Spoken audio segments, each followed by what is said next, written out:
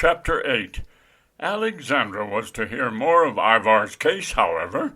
On Sunday her married brothers came to dinner. She had asked them for that day because Emil, who hated family parties, would be absent dancing at Amédée Chevalier's wedding up in the French country. The table was set for company in the dining room, where highly varnished wood and colored glass and useless pieces of china were conspicuous enough to satisfy the standards of the new prosperity.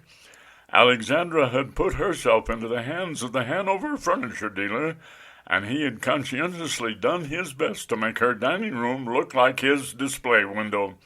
She said frankly that she knew nothing about such things, and she was writing to be governed by the general conviction that the more useless and utterly unusable objects were, the greater their value as ornament.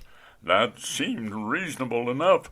Since she liked plain things herself, it was all the more necessary to have jars and punch bowls and candlesticks in the company rooms for people who did appreciate them. Her guests liked to see about them these reassuring emblems of prosperity. The family party was complete except for Emil and Oscar's wife, who, in the country phrase, was not going anywhere just now. Oscar sat at the foot of the table, and his 4 tow-headed little boys, aged from 12 to 5, were ranged on one side. Neither Oscar nor Lou has changed much.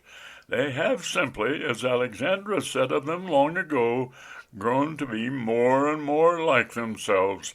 Lou now looks the older of the two. His face is thin and shrewd and wrinkled about the eyes, while Oscar's is thick and dull.